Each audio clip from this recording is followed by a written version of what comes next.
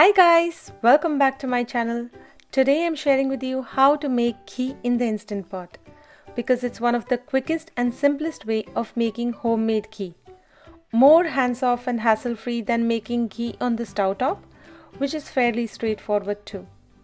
It's why I'm sure that once you try this Instant Pot recipe, you'll never want to make ghee any other way or be tempted to buy pricey store-bought ghee again. So let's get started, shall we? Traditionally, ghee used to be made from the cream of milk, which is a much longer process, but today I'm sharing the quicker, more modern approach of making ghee from unsalted butter. And I usually use the Costco brand Kirkland butter or Kerrygold Irish butter, but you can go with any brand of unsalted butter you prefer. Also, I have used 1 pound of refrigerated butter for this recipe. The Instant Pot timings will vary if you increase the quantity of butter or say if your butter is frozen or at room temperature. However, the method and the visual cues will stay the same, so it's best to focus on that. For making Instant Pot ghee, first put the sticks or blocks of refrigerated butter in the inner pot of the Instant Pot. Then start the Instant Pot in saute mode normal.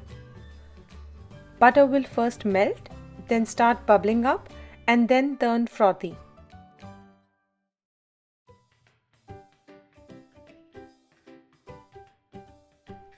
In a few more minutes, the milk solids will start to separate from the butter and the bubbles will become smaller and smaller.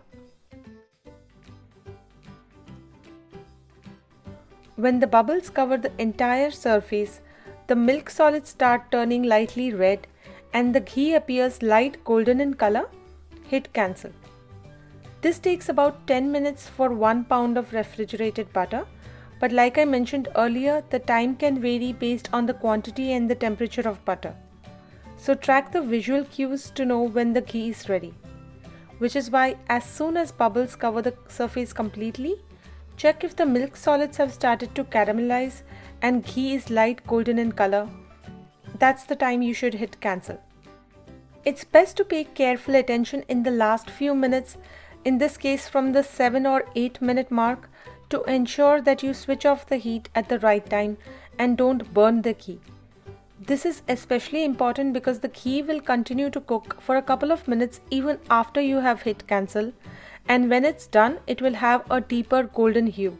If you wait for the ghee to turn deep golden in color before you hit cancel, then it's likely that the ghee will burn in the few extra minutes it keeps cooking after you hit cancel. Once the ghee is ready, allow it to cool to room temperature and then strain it to separate the milk solids. And store ghee in a clean airtight glass container. Use ghee as a replacement for butter, spread it on your rotis or parathas or for making delicious Indian sweet treats, and enjoy!